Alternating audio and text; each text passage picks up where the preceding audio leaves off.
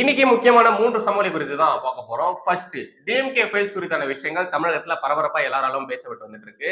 இந்த ஒரு சூழ்நிலையில தமிழக பாஜக தலைவர் திரு அண்ணாமலை அவர்கள் இன்னைக்கு மறுபடியும் டிஎம்கே ஃபைல்ஸ் பார்ட் 3ல 2வது ஆடியோவை ரிலீஸ் பண்ணியிருக்காரு. இந்த முறை சிக்கி சின்னாபின்னமா இருக்கிறது திமுக எம்பி திரு ராசா அவர்கள் தான்.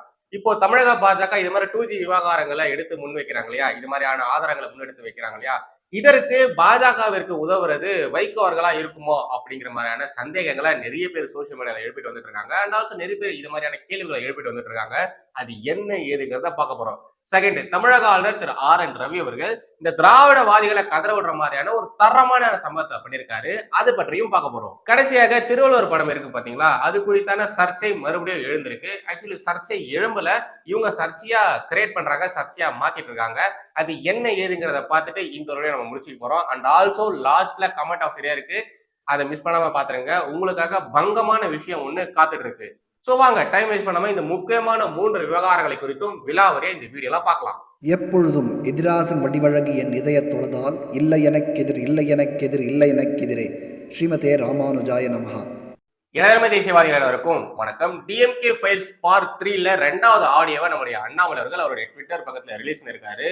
உண்மையாலேயே தரமான ஆடியோ டேப் இது. திமுக எம்பி திரு ராசா அவர்கள் மற்றும் ஜாஃபர் சைட் அவர்கள் இவங்க 2 பேரும் பேசின விஷயங்கள் தான் இந்த ஆடியோ டேப்ல இருக்கு. ஃபர்ஸ்ட் அந்த ஆடியோ டேப்ல என்ன பேசியிருக்காங்க அப்படிங்கறத நீங்களே கேட்டுருங்க.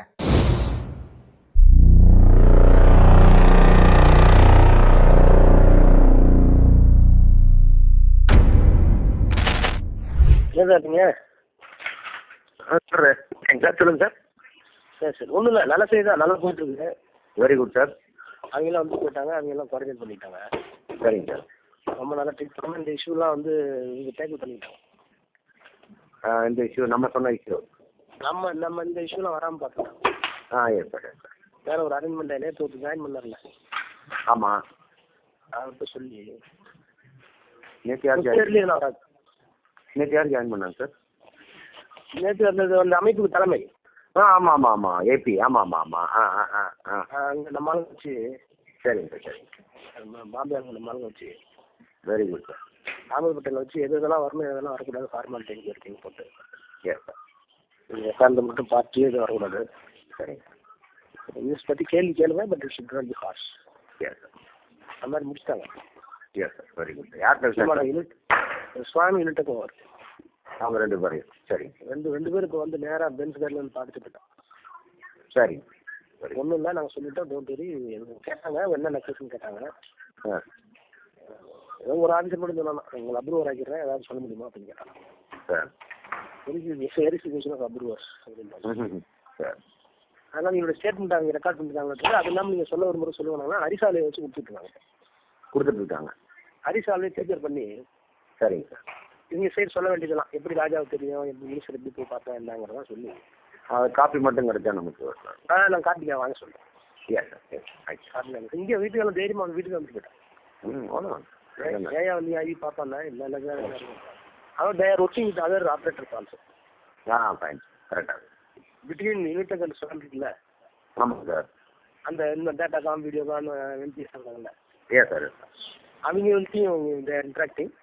சரிங்க சார். இதை எப்படி ஃபேஸ் பண்ணால் எல்லாமே. சரிங்க. சண்டாலியை கேட்டுப்பாங்கன்னா இப்போ அதுக்கு கொடுப்பாரு, எனக்கு கொஸ்டின் கொடுப்பாங்க, இல்லைன்னா ஜென்டலாக கூப்பிடுவாங்க. அவ்வளோதான், பார்த்துக்கோங்க சார். அதோட முடிச்சிடலாம். ஒன்றும் ஃபாரின் கூட போகலையா அவங்க? சார். ஃபாரின் போகும்போது சிஸ்லாம் போகணும், அந்த எடிஷன். ஆமாம் ஆமாம். நம்மளுடைய அண்ணாமலை அவர்கள் இது மாதிரி ஒரு 2 ஆடியோவை ரிலீஸ் பண்ணியிருக்காங்க இல்லையா, இந்த 2 ஆடியோவுமே நீங்க உன்னிப்பா கவனிச்சு பார்த்தீங்கன்னா எங்க கான்வர்சேஷன் ஸ்டார்ட் ஆகுது, எங்க முடியுது அப்படிங்கிற மாதிரி ஒரு தெளிவு நமக்கு இருக்கவே இருக்காது. நீங்க நல்லா பாருங்க, அண்ணாமலை அவர்கள் எல்லா விஷயத்தையுமே தெளிவா பண்ணுவாரு. A to Z எல்லாத்தையுமே அவர் தெளிவா பண்ணுவாரு. கரெக்டா இருக்கும், டக் டக் டக்குன்னு கரெக்டா இருக்கும். பட் அண்ணாமலை அவர்கள் இதை மாதிரி ஆடியோ லீக் பண்ணும்போது மட்டும் குறிப்பிட்ட நடுவுல இருந்து ஒரு பாட்டை மட்டும் எடுத்துட்டு டக்குன்னு ரிலீஸ் பண்றாரு. இது மாதிரி இப்போ 2 ஆடியோ வந்திருக்கு இல்லையா, இதுக்கப்புறமாவும் இன்னும் ஒரு சில ஆடியோக்கள்லாம் வரும் அப்படி மாதிரி அண்ணாமலை அவர்கள் ஆல்ரெடி சொல்லியிருக்காரு. நீங்க நல்லா பாருங்க, எப்பவுமே தெளிவா ஒரு விஷயத்த பண்ற நம்ம அண்ணாமலை அவர்கள் இந்த விவகாரத்துல சின்ன சின்ன கிளிப்பிங்கா எது முடிவு எது ஆரம்பம் அப்படின்ற மாதிரி விஷயம் நமக்கே புரிய மாட்டேங்குது. அது கேட்கறவங்களுக்கும் சரியா புரிய மாட்டேங்குது. இதை மாதிரி ஏன் இவர் பண்றாருன்னா, இது மாதிரி ஃபர்ஸ்ட் அண்ணாமலை அவர்கள் ஒரு தாக்கத்தை ஏற்படுத்தினதுக்கு அப்புறமா இதை பற்றின ஒரு முழு விவரங்களை பின்னாடி ரிலீஸ் பண்ணுவாரு அப்படிங்கிற மாதிரி நிறைய பேர் பேசிக்கிறாங்க. அண்ட் ஆல்சோ நமக்கும் அப்படிதான் தெரியுது. ஏன்னா இந்த மனுஷன் பண்ணக்கூடிய எல்லா விஷயங்களுமே ஒரு தெளிவான கண்ணோட்டமானது இருக்கும். அவருக்கு மட்டும் இல்லாம அவர் சொல்லக்கூடிய விஷயங்கள் எல்லாருமே புரிஞ்சுக்கணும் அப்படிங்கிறதுல அவர் ரொம்ப ரொம்ப ஃபோகஸ்டா இருப்பாரு. அப்படி இருக்கும்போது இத மாதிரி அவர் ஆடியோ ரிலீஸ் பண்றாருன்னா, கண்டிப்பா இதுக்கு பின்னாடி பெரிய ஆப்பா ஒண்ணு வைக்க போறாரு அப்படிங்கிறது மட்டும் தெளிவா புரியுது. ஏன்னா நீங்களே யோசிச்சு பாருங்களேன். ஒரு மனுஷன் எப்பவுமே சரியா எல்லாருக்கும் புரியுற மாதிரி பேசிட்டு இருக்கும்போது, திடீர்னு இந்த மாதிரி பண்றாருன்னா, பின்னாடி பெருசா ஏதோ ஒண்ணு பண்றாருன்னு தானே அர்த்தம். சோ எனக்கு அப்படிதான் தோணுது.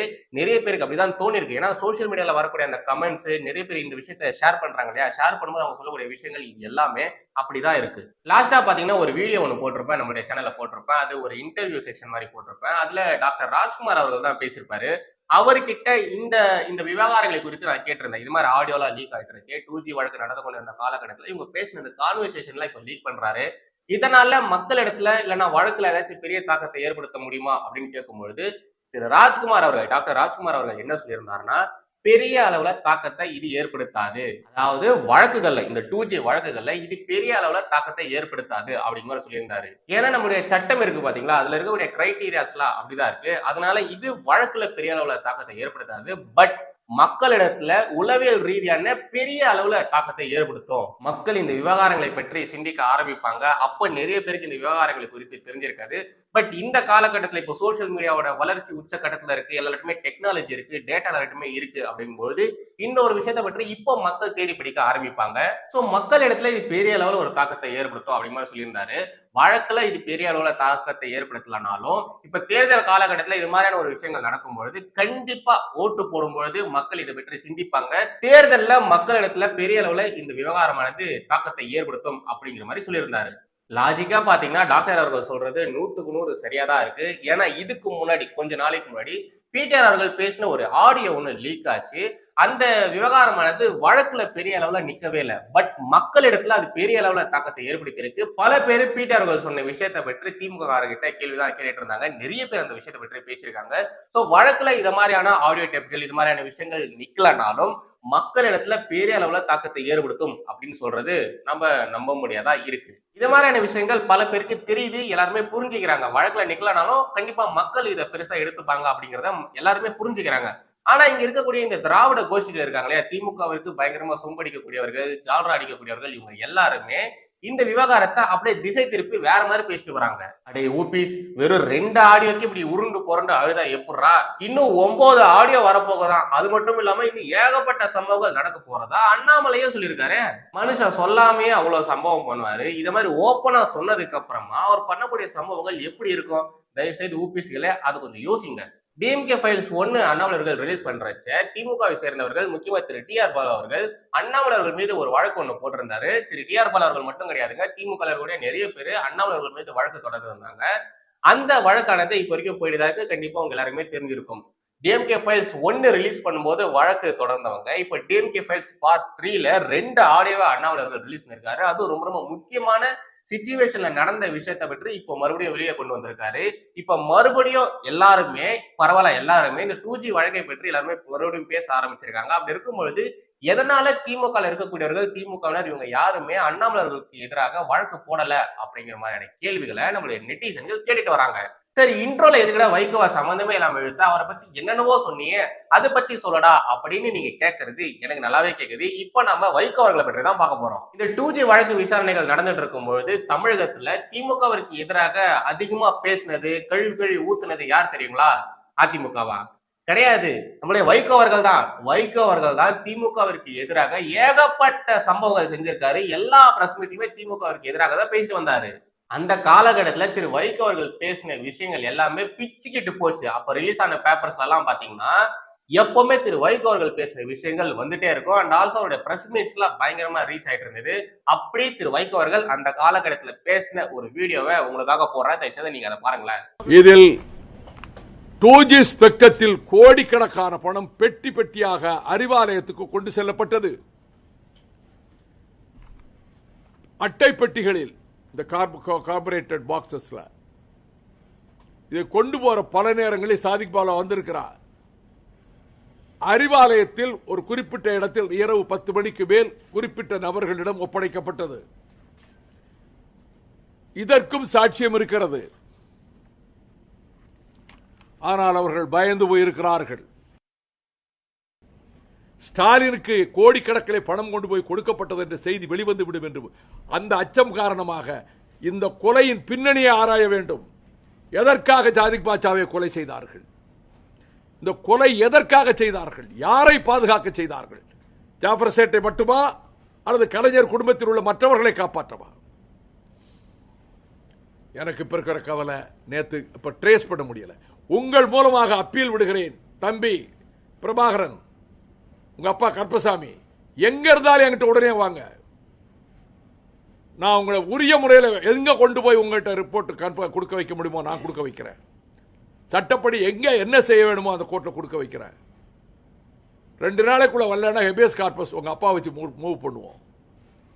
இந்த வழக்கை ஹைகோர்ட்டில் நானே தொடுப்பேன். அந்த குடும்பத்தின் சார்பாக, அவங்களுடைய ஒப்புதலோடு, அவர்கள் சார்பாக நானும் வழக்கு நடத்துவேன். இன்னும் ஒரு சீனியர் கிரிமினல் லாயரும் வழக்கு நடத்துவார். இதை லேசில் விட மாட்டோம். இப்படிலாம் பேசின வைகோ அவர்கள் இப்ப என்ன பண்றாரு, என்ன செய்யறாரு அப்படிங்கிறது நீங்க எல்லாருமே கண்டிப்பா பார்த்திருப்பீங்க. சாதிக் பாஷா சொல்லிட்டு ஒருத்தர் பற்றி நம்முடைய வைகோ அவர்கள் பேசுறாரு பாத்தீங்களா. சாதிக் பாஷா கொலைதான் செய்யப்பட்டார் அப்படிங்கிற மாதிரி திரு வைகோ அவர்கள் சொல்றாரு. உண்மையாலே என்ன நடந்தது அப்படிங்கிறது நம்மள நிறைய பேருக்கு தெரியவே தெரியாது. எல்லாருமே கொலை தான் அப்படின்ற மாதிரி சொல்றாங்க. அண்ட் ஆல்சோ திரு சாதிக் பாஷா அவர்கள் இறந்ததுக்கு அப்புறமா ஒரு குடும்பத்தினர் பாத்தீங்கன்னா போஸ்டர் ஓட்டுறாங்க. அந்த போஸ்டர்ல சேராத இடம் சேர்ந்து சம்திங் இது மாதிரியான ஒரு விஷயத்தெல்லாம் போட்டு அவங்க போஸ்டர் ஒட்டி வச்சிருப்பாங்க. கண்டிப்பா உங்களை நிறைய பேர் அதை பார்த்திருப்பீங்க. எனக்கு அதுதான் ஞாபகத்துக்கு வருது. சாதிக் பாஷா அவர்களை லிங்க் பண்ணி நம்முடைய வைகோ அவர்கள் இங்க பேசுறாரு இல்லையா. இந்த விஷயங்கள் குறித்தான ஏகப்பட்ட வீடியோக்கள் சோசியல் மீடியால பயங்கரமா வைரலா போயிட்டு இருக்கு. குறிப்பா இந்த பார்ட் 2 ஆடியோ ரிலீஸ் ஆனதுக்கு அப்புறமாவே நிறைய பேரு சாதிக் பாஷா அவர்கள் ரிலேஷன் நினைக்கிற யாரோ ஒருத்தர் பாத்தீங்கன்னா அவர் கொலைதான் செய்யப்பட்டார், அவரு இவங்களாலதான் கொலை செய்யப்பட்டார் அப்படிங்கிற மாதிரியான நிறைய விஷயங்களை பிரஸ் மீட்ல சொல்ற மாதிரியான வீடியோக்கள் தொடர்ந்து போயிட்டே தான் இருக்கு. இந்த கிளிட்ஸ் நினைக்கிறேன் அவங்களுடைய யூடியூப் சேனல்ல இருக்கிற வீடியோ தான் நிறைய பேர் ஷேர் பண்ணியிருந்தாங்க. ஒரு டைம் இருந்ததுன்னா போய் பாருங்க. இதெல்லாம் நடந்தது அந்த காலகட்டத்துல, இந்த 2G வழக்கெல்லாம் நடந்துட்டு இருந்தது பாருங்க, அந்த காலகட்டத்துல நடந்துட்டு இருந்த விஷயங்கள் தான் இது எல்லாமே.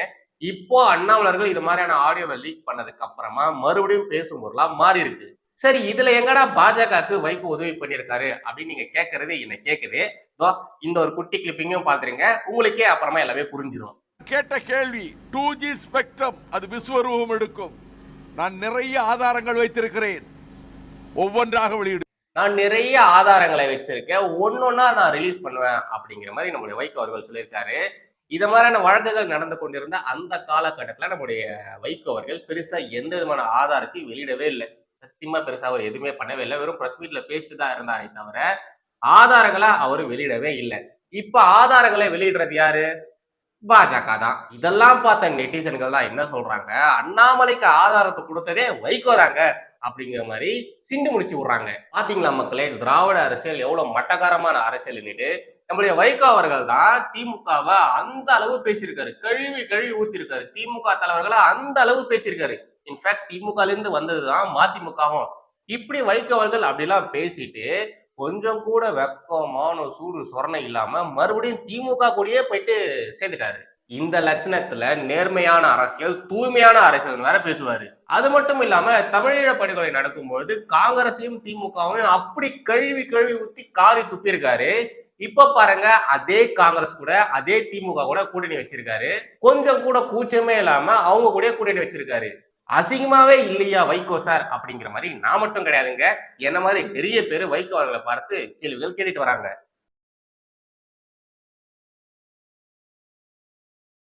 Bye.